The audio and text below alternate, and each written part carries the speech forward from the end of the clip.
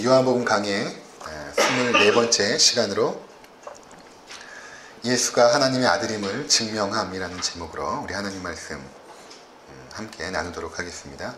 우리가 이제 5장을 살펴보고 있는데 이제 다음 주면은 이제 5장이 마무리가 됩니다. 그래서 5장을 오늘까지 하면 3번, 다음 주까지 하면 4번에 걸쳐서 이렇게 살펴보게 됩니다. 그래서 우리가 처음에 나눴던 말씀은 예수님께서 38년 된 병자를 고치시죠. 그리고 그 사건 때문에 유대인들이 이제 반발합니다. 왜? 안식일에 병자를 고쳤느냐.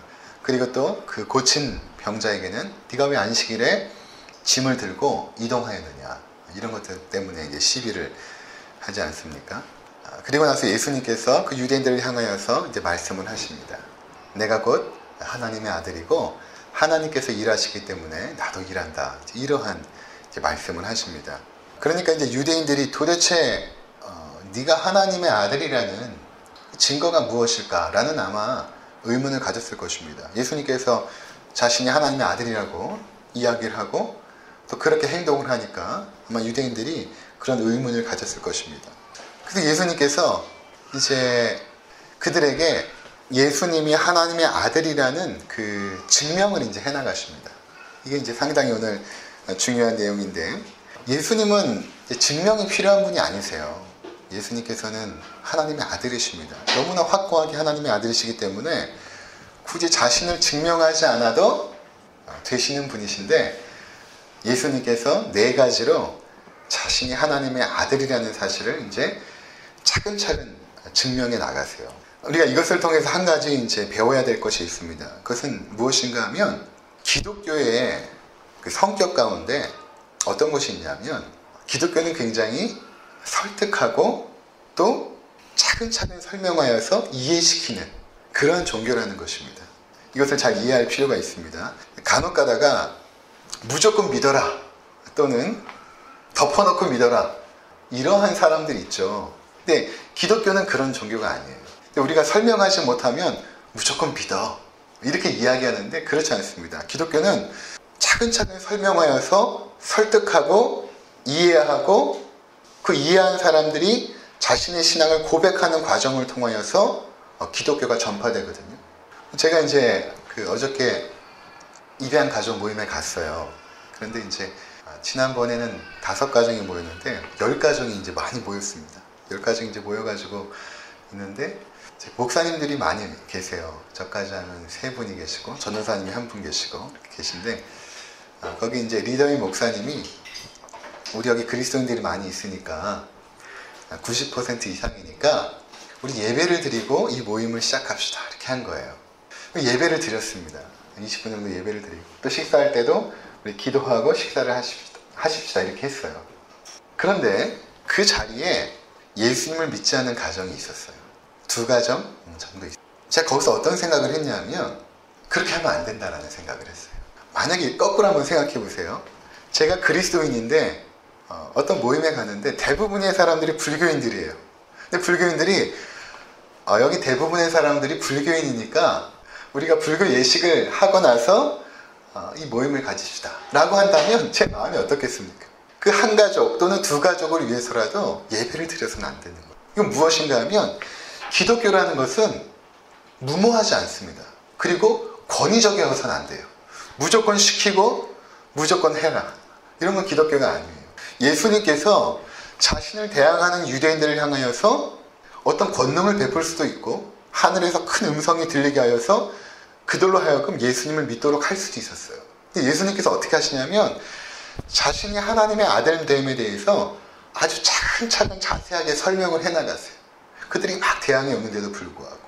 이것이 바로 기독교의 그 성격이라는 것입니다. 설득하고 이해를 구하고 그들이 자발적으로 고백하여서 하나님께 나오도록 하는 그러한 어떤 그 기독교의 문화, 기독교의 성격, 이것을 우리가 첫 번째로 발견하게 된다는 것입니다.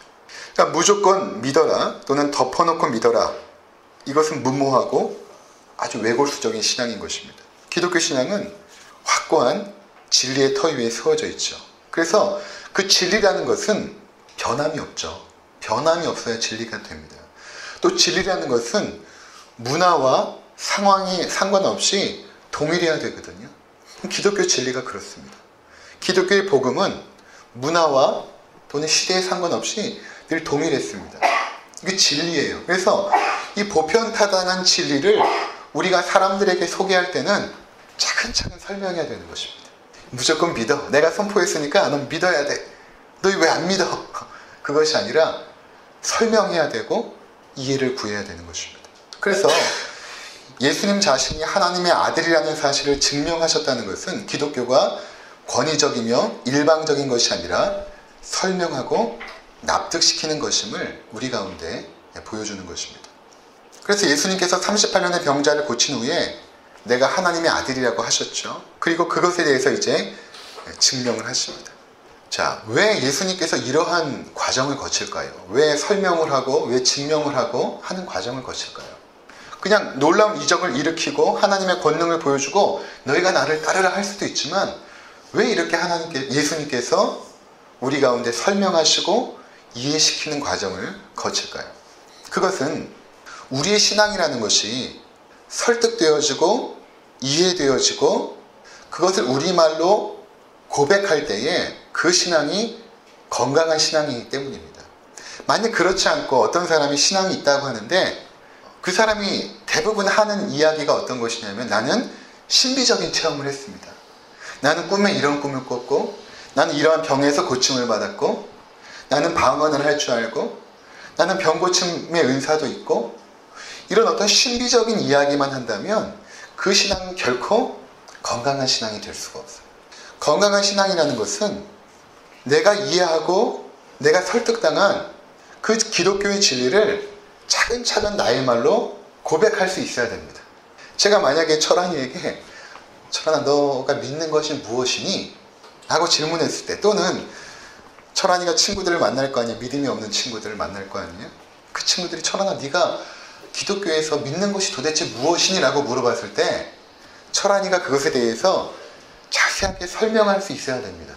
만약에 그것을 설명하지 못하고 그들에게 고백하지 못하면 내가 믿고 있는 신앙이라는 것이 굉장히 관념적이고 추상적인 신앙이에요. 우리는 어떤 사실에 대해서 확고하게 알면 그것을 잘 설명할 수가 있어요. 여러분들이 이제 학교에서 시험 보면 그렇잖아요. 내가 잘 이해하지 못하는 것은 설명을 못해요. 학교 선생님들 가운데서도 쉽게 설명하는 사람들이 굉장히 탁월한 선생님들이죠. 아주 복잡한 내용을 우리가 잘 이해하면 쉽게 설명할 수가 있습니다. 그러니까 기독교의 신앙 가운데 가장 중요한 게 무엇인가 하면 고백하는 것입니다. 나의 신앙을 나의 입술로 내가 믿고 있는 바를 고백할 때에 그 사람이 신앙이 있구나 라는 것을 확증할 수 있다는 것입니다. 그래서 기독교에는 여러 가지 신앙 고백서가 있는 거예요. 웨스트민스터 신앙 고백, 하이델베르그 신앙 고백, 벨직 신앙 고백, 도르트 신경, 그리고 오늘 우리가 함께 고백했던 사도 신경. 이게 다 무엇입니까? 내가 믿고 있는 바를 고백하는 거예요. 이러한 것들이 진리의 내용을 우리가 알고 있다는 그 확증이 되는 것입니다. 그러니까 예수님께서 차근차근 설명해 나가시잖아요. 내가 하나님의 아들이니 확실하다라는 것을 차근차근 설명해 나가시면서 우리 가운데 지금 이해시키고 있는 것입니다. 자, 기독교는 일방적이거나 권위적이지 않다라고 말씀을 드렸습니다. 그리고 믿음을 강요하지도 않아요. 잘 이해하셔야 됩니다. 믿어라 강요한다고 믿게 되는 건 아니죠. 또 그 사람에게 기독교에 대해서 잘 설명했다고 해서 그 사람이 믿는 것도 아니에요. 그것은 중요합니다. 잘 설명하는 것은 중요하지만 그 설명 때문에 또 믿는 것은 아니에요. 이제 나중에 나오게 되겠지만 거기에는 특별한 하나님의 은혜가 임해야 됩니다. 하지만 잘 설명할 필요는 있는 것이죠. 자, 그래서 이렇게 기독교의 성격을 우리가 먼저 정리해보고 다음 내용을 살펴보도록 하겠습니다. 그러면 예수님께서 자신을 어떻게 증명하셨는가? 먼저 도입 부분입니다. 31절과 32절을 한번 보시기 바랍니다. 31절과 32절. 내가 만일 나를 위하여 증언하면 내 증언은 참되지 아니하되 나를 위하여 증언하신 이가 따로 있으니 나를 위하여 증언하시는 그 증언이 참인 줄 아노라. 이제 도입 부분에 예수님께서 내가 이제 나를 위하여 증언하는 사람들 한 명 한 명 세우겠다라고 말을 하는 것입니다.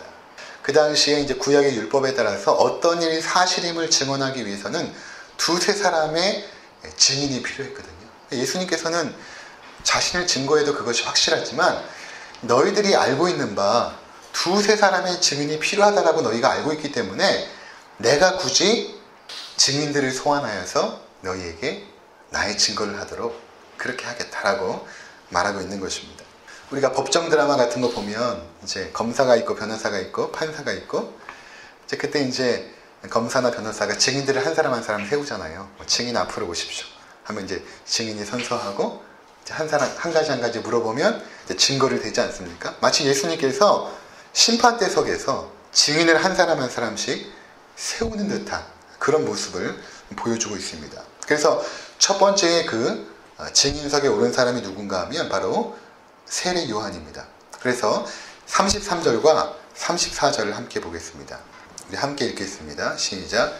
너희가 요한에게 사람을 보내매 요한이 진리에 대하여 증언하였느니라. 그러나 나는 사람에 의해서 증언을 취하지 아니하노라. 다만 이 말을 하는 것은 너희로 구원을 받게 하려 함이니라. 요한이 예수님에 대해서 이제 증언을 했습니다. 그러니까 우리가 1장에서 살펴본 바가 있죠. 그 당시 세례 요한은 많은 사람들에게 존경을 받던 정치적인 리더였고 또 종교적인 리더였습니다. 그래서 어떤 사람들은 세례 요한이 메시아가 아닌가라는 착각을 할 정도로 그는 굉장히 파워풀한 사역을 진행을 했죠. 그래서 사내들인 공회, 우리나라로 하면 국회라고 말하면 될 것입니다. 거기서 사람들을 세례 요한에게 보냅니다. 세례 요한에게 가서 이제 물어보죠. 네가 메시아냐? 물어봅니다. 네가 그리스도냐? 이렇게 물어보니까 세례 요한이 나는 그리스도가 아니다. 그리고 내 뒤에 오시는 분이 있는데 예수님을 가르쳐 지칭한 것입니다. 나는 그분의 신발끈을 매기도 적합하지 않은 그러한 존재다. 그건 너무나 위대하시고 존귀하신 분이시다. 라고 세례 요한이 그렇게 증언을 하죠. 자, 그러니까 그 당시 대부분의 사람들이 존경했던 그 세례 요한, 그의 증언이 무엇인가 하면 바로 예수가 하나님의 아들이라는 증언이었습니다. 나중에 자신의 제자들과 또 자신에게 세례를 받으러 온 사람들에게 이렇게 이야기하죠. 저분이 바로 세상 죄를 지고 가는 하나님의 어린 양입니다. 하나님께서 준비하신 그 어린 양입니다. 우리의 모든 죄를 속할 구원자, 그분이십니다. 이렇게 증거했다는 것입니다. 자, 첫 번째로 세례 요한이 그렇게 증언을 했죠. 그리고 여기서 이제 한 가지 이해되지 않는 것이 무엇인가 하면 예수님께서 내가 나를 위하여 증언하면 그 증언이 참되지 않다 이렇게 이야기했죠. 근데 나중에 8장 14절에 가면 이렇게 말씀하세요. 예수께서 대답하여 이르시되 내가 나를 위하여 증언하여도 내 증언이 참되니 이렇게 말씀하시거든요. 그러니까 예수님은 자신에 대해서 증언하는 모든 것이 참됩니다. 근데 아까 말씀드린 것처럼 당시에 대부분의 사람들은 두세 사람의 증언을 필요로 했기 때문에 예수님께서 이제 그렇게 말씀하셨던 것입니다. 그래서 제가 예를 들어서 저는 남자입니다 라고 굳이 증언하지 않아도 여러분들은 다 제가 남자인 줄 압니다. 마찬가지로 예수님께서는 너무나 확실하게 하나님의 아들이셨어요. 그래서 굳이 예수님께서 증거하실 필요가 없음에도 불구하고 자신을 증언하셨다는 것입니다. 자, 그리고 나서 35절에 보시면 이런 말씀이 나옵니다. 요한은 켜서 비추는 등불이라 너희가 한때 빛에 즐거이 있기를 원하였거니와 이렇게 말하죠. 그래서 그 당시에 요한이 등불과 같은 역할을 하여서 많은 사람들에게 빛을 비추는, 어둠 속에 있었던 자들에게 빛을 비춰서 자신의 죄악을 깨닫고 세례를 받으러 나오게 하는 그런 사역을 했던 사람이 바로 세례 요한의 사역이었죠. 그런데 세례 요한은 등불이었지만 예수님은 요한복음 1장에 보면 빛이라고 말하고 있죠. 예수님은 빛이시라 이렇게 말씀하고 있습니다. 그러니까 우리가 등불을, 깜깜한 밤에 등불을 켜면 그 등불 주위로 사람들이 모이지 않습니까? 근데 갑자기 환한 태양이 떴습니다. 그러면 후 하고 등불을 꺼버리죠. 예수님께서 등장하시자 이제 세례 요한의 역할은 다 끝난 겁니다. 그리고 그 많은 사람들의 그 죄악된 그 모습들이 낱낱이 폭로되기 시작한 것이죠. 예수님의 그 엄청난 빛이 우리 가운데 임하자마자. 그래서 세례 요한은 그 빛 대신 예수님을 준비하고 예비하는 역할을 했던 것입니다. 그의 고백이 바로 예수님이 하나님의 아들이다 라는 증언을 했던 것입니다. 두 번째 증거는 예수님 자신입니다. 특별히 예수님께서 하신 그 일이 예수님이 하나님의 아들임을 보여주시는 그러한 일이었습니다. 36절을 한번 보시기 바랍니다. 내게는 요한의 증거보다 더 큰 증거가 있으니 아버지께서 내게 주사 이루게 하시는 역사, 곧 내가 하는 그 역사가 아버지께서 나를 보내신 것을 나를 위하여 증언하는 것이요. 이렇게 말씀하십니다. 요한보다 더 큰 증거가 있는데 그것은 예수님께서 하시는 그 역사, 그 사역, 예수님이 행하신 그 일이 예수님이 하나님의 아들임을 보여준다는 것입니다. 또한 예수님께서 말씀하셨던 그 모든 말씀들이 예수님이 하나님의 아들임을 증거하는 것이었습니다. 여러분, 인류 역사 가운데 예수님처럼 행동하고 말씀하신 분이 없었어요. 어떻게 자기가 하나님의 아들이라고 주장하는, 그것도 30세의 청년 나이에 예수님께서 내가 하나님의 아들이다 이렇게 증거하신 것입니다. 정말 과대망상증 환자 아니면 정말 하나님의 아들일 거예요. 그리고 예수님께서 행하신 사역을 보면 5장에 38년 된 병자를 일으키시고 나중에 죽은 나사로도 살리시죠. 귀신을 내어 쫓으시고 실제로 역사 가운데 있었던 일이거든요. 그렇게 하나님의 일들을 했던 인물이 없었다는 것입니다. 요한복음 2장에 보면 포도주가 떨어진 혼인잔치에 물을 포도주로 만드시죠. 요한복음 3장에 보면 니고데모를 만나서 니고데모도 처음 들어봤던 그 하나님 나라의 놀라운 진리에 대해서 듣게 됩니다. 거듭남에 대한 진리를 듣게 되죠. 그러한 가르침을 지금까지 우리 가운데 해주었던 사람이 없었다는 것입니다. 요한복음 4장에 보면 사마리아 여인을 만나시죠. 그리고 그 안에 감춰져 있는 모든 그의 연약함과 죄악들을 예수님께서 들추어내시고 그에게 자신이 하나님의 아들 메시아임을 증거하시고 그에게 은혜를 베풀어 주시죠.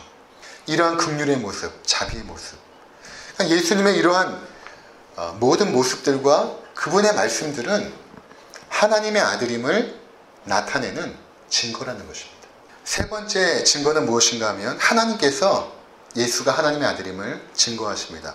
37절, 38절을 보시기 바랍니다. 또한 나를 보내신 아버지께서 친히 나를 위하여 증언하셨느니라. 너희는 아무 때에도 그 음성을 듣지 못하였고 그 형상을 보지 못하였으며 그 말씀이 너희 속에 거하지 아니하니 이는 그가 보내신 이를 믿지 아니함이라. 하나님께서 예수님이 하나님의 아들이심을 증거하시는데 여기서 말하는 하나님은 특별히 성령 하나님을 의미합니다. 요한복음 15장 26절에 보면 내가 아버지께로부터 너희에게 보낼 보혜사 곧 아버지께서 나오시는 진리의 성령이 오실 때에 그가 나를 증언하실 것이요 이렇게 말씀하십니다. 그래서 처음 제가 얘기했던 기독교는 설득의 종교고 이해의 종교고 고백의 종교라고 말씀을 드렸죠. 이렇게 우리가 하나님의 말씀을 자세하게 설명하고 이해를 구할 때에 성령께서 우리 가운데 임하세요. 그래서 우리의 귀를 열어주시고 우리의 닫혀있던 마음에 성령께서 터치하십니다. 그러면 그동안 이해되지 않고 들리지 않았던 하나님의 말씀이 어느 순간 들리기 시작하고 이해되기 시작합니다. 그리고 그것이 믿어지기 시작해요. 이게 누구의 역사냐면 성령님의 역사거든요. 그러니까 여기 하나님 앞에 나와서 예배하는 여러분들 가운데 여러분들이 예수님을 하나님의 아들로 믿고 있다면 그것이 누군가 잘 설명해서 내가 이해되어져서 믿는 것도 있지만 사실은 성령께서 우리 가운데 임하셔서 우리의 귀를 열어주신 거예요. 그래서 그 말씀이 진리의 말씀으로 들리게 하신 것입니다. 그리고 우리 마음판에 그 말씀이 새겨지게 하시고 그것이 확고한 진리라는 믿음이 우리 가운데 생기게 된 것입니다.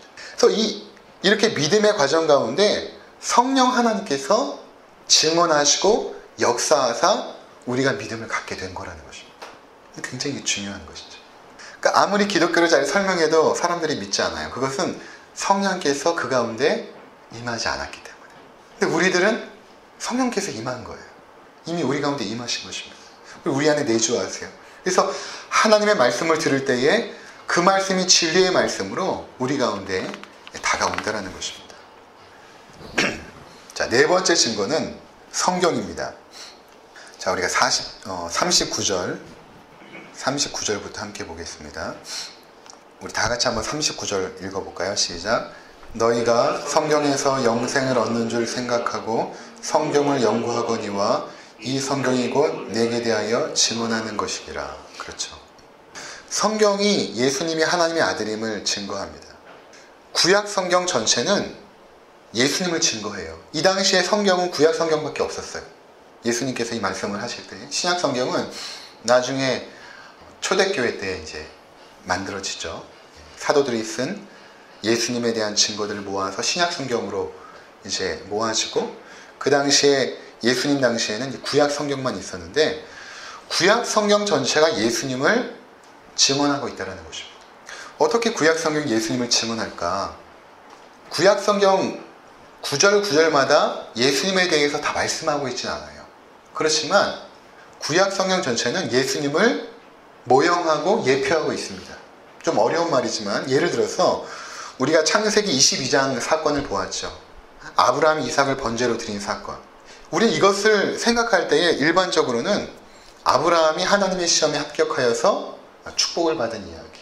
정말 자신이 가장 사랑하는 아들을 번제로 드리는 그 믿음의 고백. 이렇게 이제 생각할지 모르지만 그것은 단편적인 이해이고, 더 나아가면 어떤 이야기인가 하면 마침내 하나님께서 아들 되신 예수 그리스도를 십자가의 죽음으로 죽게 하시고 마침내 그를 부활시킬 그 사건을 미리 보여준 사건, 모형으로 또는 예표적으로 보여준 사건이 창세기 22장 사건이죠.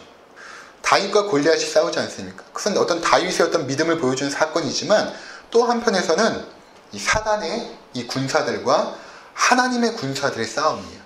거기서 하나님을 의지한 한 사람이 바로 이 사단의 무리들을 엄청난 그 권세를 이긴다라는 그 사건이거든요. 거기서 예수 그리스도의 그 대장 되신 그 능력과 권세가 드러나고 있죠.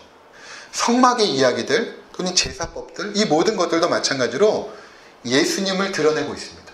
그러니까 예수님께서 안식일에 병자를 고치잖아요. 그러니까 구약 성경에서 안식일이라는 그 의미는 일을 쉬고 논다는 의미가 아니라 우리 가운데 완전히 이루어질 그 안식을 기대하는 것이죠. 근데 우리 가운데 완전히 이루어질 안식은 우리의 죄의 문제가 해결돼야 되는데 그 죄의 문제를 해결하는 분은 예수님이란 말이에요. 그러면 우리의 진정한 안식은 어디서 오는가? 예수님이 이 땅에 오셔서 우리 가운데 임하시고 우리를 구원해 내실 때에 우리에게 진정한 안식이 임한다는 것을 보여준 사건이죠. 그러니까 구약의 모든 그 절기들은 예수님을 통해서 다 성취되고 다 이루어지는 것입니다. 결국에는 구약 성경은 예수님을 증언하고 있다라고 말해도 틀리지 않은 것입니다. 그래서 우리가 한 구절을 살펴보도록 하겠습니다. 누가복음 24장을 한번 보시기 바랍니다. 누가복음 24장. 누가복음 24장은 어떤 이야기인가 하면 예수님께서 이제 부활하셨거든요. 베드로가 이제 무덤에 갔더니 예수님의 시신은 없고 세마포만 개어져 있는 거예요. 그래서 그 이야기가 이제 급속도로 이제 번져나가기 시작합니다. 근데 그 이야기를 들은 두 제자가 있었어요. 그 두 제자가 엠마오로 이렇게 걸어가면서 그 이야기를 하고 있는 것입니다. 예수님께서 얼마 전에 죽으셨는데 베드로가 예수님 무덤에 갔다가 시신은 보지 못하고 생고포만 보았다고 하더라. 이게 도대체 어떻게 된 일이냐? 라고 지금 두 제자가 그 이야기를 하면서 이제 엠마오로 가고 있었어요. 근데 그때 한 사람이 나타나셔서 동행하기 시작하십니다. 그분이 물어봐요. 너희가 지금 나누는 이야기가 무엇이냐? 라고 했더니 그 이야기를 이제 합니다. 우리가 여차저차해서 지금 이러한 이야기 때문에 지금 난리가 나고 소동이 났는데 이 이야기를 지금 하고 있습니다. 나사렛 예수라는 그 인물에 대해서 우리가 지금 이야기하고 있습니다. 이렇게 말했더니 그 옆에 있던 사람이 이렇게 이야기를 하는 것입니다. 25절부터 27절 우리 함께 읽겠습니다. 이르시되, 같이 읽겠습니다. 시작. 이르시되 미련하고 선지자들이 말한 모든 것을 마음에 더디 믿는 자들이여, 그리스도가 이런 고난을 받고 자기의 영광에 들어가야 할 것이 아니냐 하시고, 이에 모세와 모든 선지자의 글로 시작하여 모든 성경에 쓴 바 자기에 관한 것을 자세히 설명하시느니라. 이분이 누구였냐면 예수님이셨어요. 부활하신 예수님. 예수님께서 너희들 어떻게 이렇게 미련하냐. 그동안 선지자들이 말했던 구약 성경의 내용을 어떻게 이렇게 믿지 못하고 있느냐.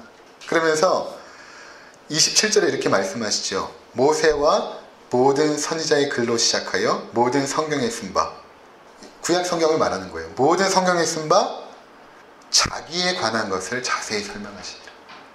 그러니까 구약 성경의 모든 것은 곧 예수님에 대해서 썼다라는 것입니다. 그리고 나서 그들이 나중에 이제 한 집에 유하면서 예수님께서 이제 떡을 떼서 그들에게 주십니다. 근데 그들이 그 떡을 탁 먹고 자기와 동행한 분이 부활하신 예수님인 줄 깨닫게 됩니다. 30절에 보면 그들과 함께 음식 잡수실 때에 떡을 가지사 축사하시고 떼어 그들에게 주시니 그들의 눈이 밝아져 그인 줄 알아보더니 예수는 그들에게 보이지 아니하신지라. 32절에 보시면 그들이 서로 말하되 길에서 우리에게 말씀하시고 우리에게 성경을 풀어주실 때에 우리 속에서 마음이 뜨겁지 아니하더냐 하고, 예수님이 구약 성경을 풀어주신 것이죠. 그들 가운데 성령이 임하고 눈이 뜨이고 예수를 보게 된 것입니다. 이것이 우리가 하나님을 믿는 그 과정이에요. 그러니까 교회에서 해야 될 가장 중요한 일이 무엇입니까? 성경을 풀어주는 거예요. 여러 가지 해야 될 것이 많이 있지만 가장 중요한 것은 설교나 가르침이나 모든 것들은 어떤 감동적인 이야기나 좋은 예와 이야기하는 것이 아니라 성경을 이렇게 그대로 풀어내는 것입니다.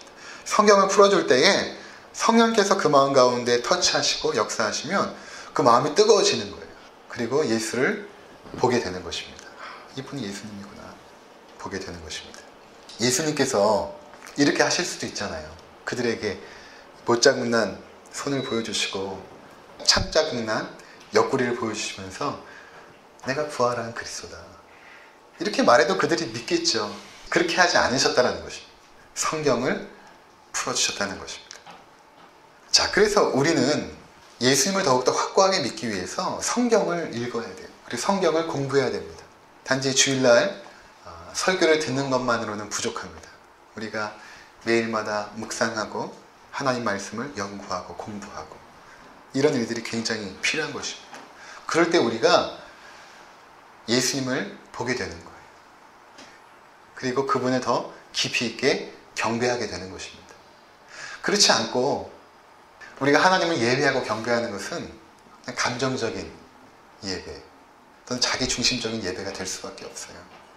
특별히 이제 청년회 때에 저 때는 이제 찬양 집회 같은 거 하면 사람들이 굉장히 많이 모였어요. 지금은 그렇게 많이 모이지 않죠. 예전에는 엄청나게 청년들이 많이 모여서 찬양 집회 때 뜨거운 찬양을 불렀는데 대부분 사라져 있습니다. 그 전에 함께 찬양하고 하나님을 섬겼던 그 청년들이 지금은 다 어디 갔는지 모르겠어요. 왜 그럴까? 그것은 우리가 성경을 통해서 예수님을 깊이 있게 알아가는 과정이 없었기 때문에 그들의 공허한 외침, 그들의 공허한 눈물, 나중에 사회생활하면 우리의 신앙이 다 무너지죠. 하나하나 무너집니다. 대부분 무너져요. 내가 신앙이 좋은 것 같지만 막상 사회에 딱 들어가 보면 아니었어요. 다시 세워나가야 되는 것이죠. 말씀으로 여러분들이 하나하나 세워나가서 예수님에 대한 믿음을 확고하게 세우지 않으면 여러분들이 그 든든한 여리고성과 같은 그 세상 문화에 넘어져 버립니다.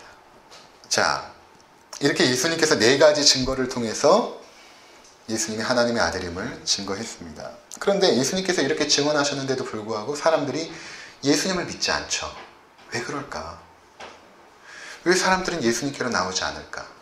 그 이유에 대해서 이렇게 말씀하십니다.